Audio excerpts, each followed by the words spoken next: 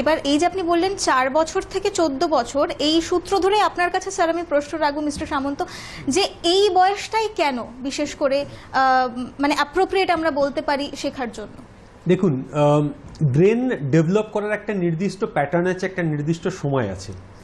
তো নর্মালি আপনি দেখবেন একদম ছোটবেলায়, ধরে নিন একদম 1 বছর বা 1.5 বছরের একটা বাচ্চা, সে যত বেশি কথা বলে, যত বড় হই আমরা তো ইয়ার্কি মেরে বলি যে মায়েরা তাদের জীবনের মানে বাচ্চা হওয়ার পরে প্রথম 2 বছর কথা শেখাতে কাটিয়ে দেয়, তারপর তাদের বাকি জীবনটা চুপ করাতে কাটিয়ে দেয়। তো এই যে এটা ভীষণ ফাস্ট ওদের ব্রেন ডেভেলপ হয়।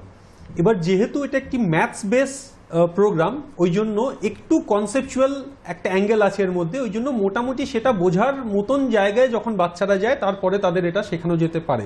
তো সেই জন্য 4 বছরের আগে পর্যন্ত তাদের ব্রেন অতটাও ডেভেলপ হয় না যে তারা এই কনসেপ্টটা বুঝতে পারবে, ওই জন্য 4 বছর ইজ দ্য রাইট টার্ম। আর 14 বছরের পরে যদি আপনি অ্যাবাকাস শিখছেন বা যে কোনো নতুন জিনিসই শিখছেন, বিশেষ করে অঙ্ক, তো আমরা বলি অঙ্ক এবং ল্যাঙ্গুয়েজ, এই দুটো আপনি যখনই শিখছেন আপনার ব্রেনের ডেভেলপমেন্ট হয়। গ্রে ম্যাটার বলে ব্রেনে একটা জিনিস আছে যেটা বাড়ে, এবং আমাদের ব্রেন কিন্তু ওই আখরোটের মতন দেখতে, জানেন তো, একদম সত্যি কথা। ওই জন্য আখরোটকে কিন্তু আমরা মানে অনেকে বলে যে আখরোট খেলে ব্রেনের উপকার হয়, ওই ব্রেনের মতন দেখতে বলে।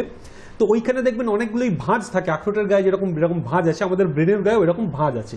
মজার ব্যাপার হচ্ছে আপনি যত নতুন নতুন জিনিস শিখবেন না, ওই ভাঁজগুলো কিন্তু বাড়তে থাকে, যেটা আমরা বুঝতে পারি না, রাইট? বিশেষ করে 4, 5, 6 এই যে সময়টা, এটা তো হচ্ছে আইডিয়াল সময়।